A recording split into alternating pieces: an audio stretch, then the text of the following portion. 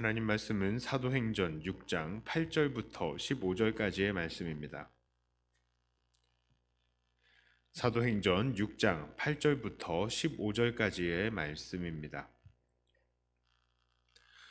스데반이 은혜와 권능이 충만하여 큰 기사와 표적을 민간에 행하니 이른바 자유민들 즉 구레네인 알렉산드리아인 길리기아와 아시아에서 온 사람들의 회당에서 어떤 자들이 일어나 스데반과 더불어 논쟁할세 스데반이 지혜와 성령으로 말함을 그들이 능히 당하지 못하여 사람들을 매수하여 말하게 하되 이 사람이 모세와 하나님을 모독하는 말을 하는 것을 우리가 들어노라 하게 하고 백성과 장로와 서기관들을 충동시켜 와서 잡아가지고 공회에 이르러 거짓 증인들을 세우니 이르되 이 사람이 이 거룩한 곳과 율법을 거슬러 말하기를 맞지 아니하는도다. 그의 말에 이 나사렛 예수가 이곳을 헐고 또 모세가 우리에게 전하여 준 규례를 고치겠다 함을 우리가 들었노라 하거늘 공회 중에 앉은 사람들이 다 스데반을 주목하여 보니 그 얼굴이 천사의 얼굴과 같더라. 아멘.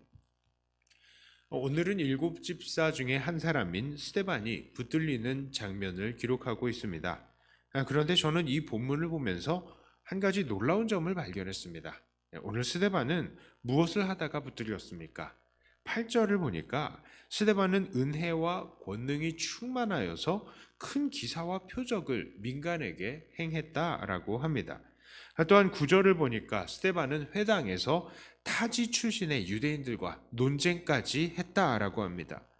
그래서 사람들이 스데반과의 이 논쟁을 이겨낼 수가 없어서 결국 사람들을 매수해서 선동시켰고 그래서 스데반은 공회에 잡혀가게 된 것이었습니다.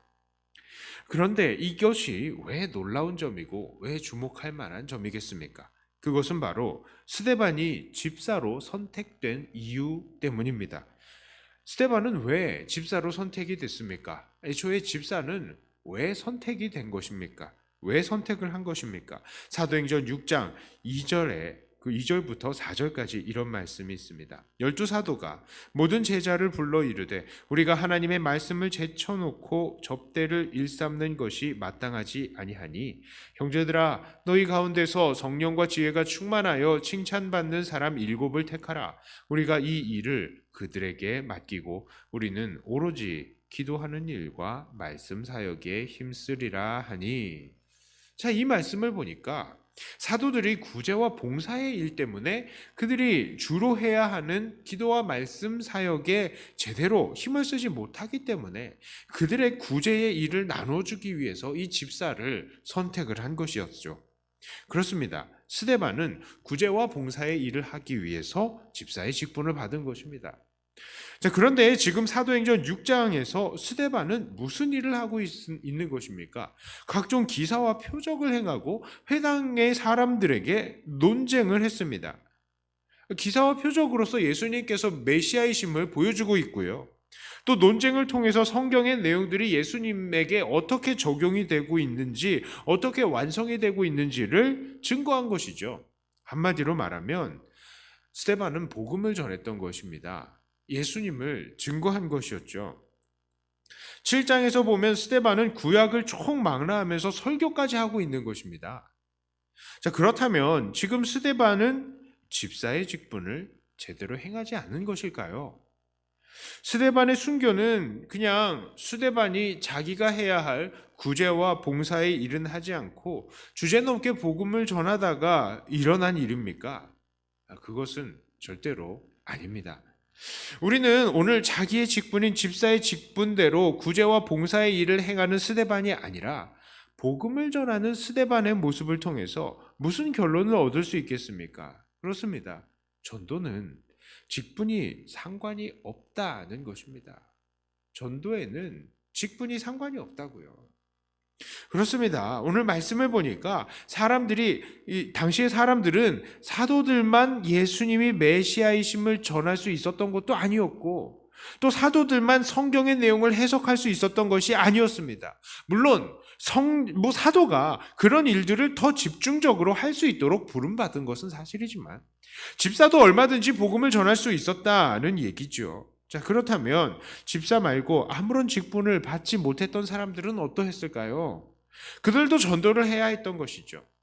이 나중에 보면 알겠지만 브리스길라와 아굴라 같은 부부는 평신도였습니다. 하지만 열심히 복음을 전했습니다.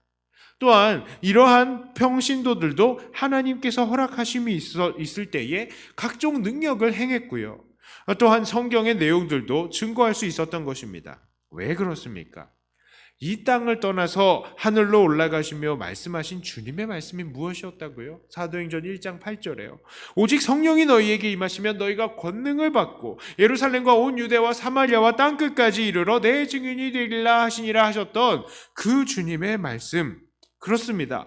그 누구라도 성령을 받게 되면 권능을 받게 되는 것이고 주님의 증인이 될 수 있는 것입니다. 주님의 증인이 되어라 라고 하신 것도 아니었고요. 되리라 라고 하셨으니까 이것은 우리가 결국 주님의 증인이 될 수밖에 없다는 말이죠. 그러니 누구든 성령을 받은 이들은 권능을 받고 주님의 증인이 될 수가 있었던 것입니다. 그렇습니다. 주님의 증인이 되는 데에는 직분이 아무런 상관이 없었던 것이죠. 그저 주님께서 권능을 주셨기 때문에, 성령으로 권능을 주셨기 때문에 할 수밖에 없었던 일인 것입니다. 자, 그렇다면 오늘의 이 말씀을 우리들에게는 어떻게 적용해야 하겠습니까?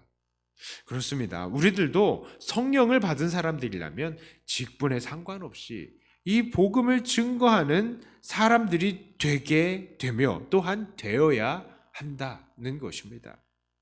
우리 중에서도 어떤 사람들은 내심 이런 생각을 갖는 것 같습니다. 전도는 내 주제에 무슨 전도냐? 전도는 하나님의 말씀을 잘 아는 목사님, 장로님과 같은 사람들이 하는 거지. 체계적으로 잘 양육받은 권사님들과 같은 사람들이 하는 거지. 나 같은 초신자가 전도가 가당키나 하냐? 나같이 성경을 잘 모르는 사람이 가당키나 하냐? 나 같은 서리 집사가 무슨 전도란 말이냐? 하고 아예 전도에 대한 생각을 전혀 하지 않는 사람들도 있다는 것입니다. 그러나 그래서는 안 됩니다. 우리의 전도는요, 누구나 해야 하고 또 누구나 할 수 있는 것입니다. 누구든 성령으로 말미암지 않고는 예수님을 주님이라고 부를 수가 없기 때문입니다. 그래서 우리에게 이미 성령이 주어져 있죠. 성령이 주어져 있다면 우리는 분명히 권능도 함께 받은 사람들입니다. 물론 우리의 권능은 성경시대 당시의 권능처럼 엄청난 기적을 행하는 그런 권능이 아닐 수도 있죠. 그러나 하나님은 여전히 살아계시며 예수님이 그리스도이심을 증거하기 위해서라면 사람의 계산과 예상을 뛰어넘는 놀라운 기적들은 언제나 일으키신다는 것입니다. 우리는 오늘도 복음을 전할 때에 그런 권능을 받을 수 있는 것입니다. 또한 어떤 사람들은 이렇게 전도하다가 내가 정말로 곤란하게 되는 거 아니야? 스데반처럼 죽게 될지 않을지는 몰라도 사람들 사이에서 웃음거리가 된다거나 아니면 사회생활에서 아주 큰 불이익을 당할 수도 있잖아 생각하면서 복음 전하는 것을 두려워하는 사람들도 있을 것입니다. 그러나 우리는 그런 생각도 이겨내야 합니다. 주님께서는 뭐라고 말씀하십니까? 누가복음 14장 27절에요. 누구든지 자기 십자가를 지고 나를 따르지 않는 자도 능히 내 제자가 되지 못하리라. 우리가 만일 우리의 십자가를 지기를 포기해버린다면 우리는 주님의 제자가 될 수가 없는 것입니다. 제자는 무엇이라고요? 제자는 성도의 다른 말이기도 합니다. 또한 제자는 구원받은 사람의 다른 말이기도 합니다. 그러니까 주님께서는 구원받은 사람이라면 누구든지 자기의 십자가를 지고 주님을 따라다녀야 한다고 말씀하시는 것이죠. 그러므로 오늘 우리들은 복음을 전하면서 겪게 될 불이익들을 두려워해서는 안 되는 것입니다. 이제 말씀을 정리합니다. 오늘 스데반은 분명히 구제와 봉사를 위한 집사의 직분을 받은 사람입니다. 그러나 이것은 집사가 구제와 봉사만을 행해야 한다는 말은 아니었다고요. 누구든지 그리스도를 주시라고 부르는 자들은 복음을 전해야 했던 것입니다. 그렇습니다. 전도는 모든 성도의 의무입니다. 그러므로 오늘 우리들도 이 전도함을 다른 사람들에게 미뤄서는 안 돼요. 전도는 목사와 장로, 권사만 하는 것이 아닙니다. 하나님의 백성들이라면 누구나 전도를 해야 합니다. 또한 누구나 이렇게 전도하려고 할 때에 성령님께서는 권능을 주시고 주님의 이름이 증거되게 하실 것입니다. 그러므로 오늘도 두려워하지 마시고 직분에 상관없이 주님의 명령에 따라 담대히 복음을 전하시며 땅끝까지 주님의 증인으로서의 일을 하시는 저와 여러분들이 다 되시기를 주님의 이름으로 축복합니다. 기도합니다. 하나님 아버지, 오늘 말씀을 통하여서 전도는 미룰 수 없는 내가 받은 사명이라는 것을 다시 한번 깨닫게 되옵니다. 내 직분이 무엇이건 상관이 없이 우리는 주님의 제자라면, 주의 성령을 받은 주님을 따르는 자들, 신자들이라면 우리는 언제 어디서나 주의 복음을 증거해야 되는 사람이라는 것을 다시 한번 깨닫습니다. 주님, 오늘도 우리가 받은 이 사명에 소홀하지 않는 우리가 되게 하여 주시옵소서. 만나는 사람들마다 우리의 입술을 열어서 복음을 증거하는 우리가 되게 하여 주시고, 사람들의 그 심령, 하나님 그 주님을 갈망하는 심령을 우리가 보게 하시고 그들에게 정말 필요한 주님을 오늘도 증거하게 하여 주시옵소서. 주님, 때로는 두려울 때도 있습니다. 그러나 우리에게 권능 주시고 이 모든 것들 다 감당할 수 있게 하여 주시옵소서. 주님께서 우리를 붙들고 오늘도 인도하여 주실 줄을 믿고 오늘도 주의 성령 힘입어서 담대히 복음을 증거하는 우리가 되게 하여 주시옵소서. 이제 또 기도합니다. 기도하며 더 주님과 가까이 가는 우리가 되게 하여 주시고, 기도하는 동안 주님을 닮아가는 우리가 되게 하여 주시옵소서. 각 가정에서 또한 하나님 앞에 기도하는 지체들이 있습니다. 주님, 동일한 은혜로 함께하여 주시고, 혹시 연약한 육체들이 있습니까? 연약함이 이제는 온전하게 건강함으로 회복될 수 있게 하여 주시옵소서. 주님을 의지하며 예수님 이름으로 기도드리옵나이다. 아멘.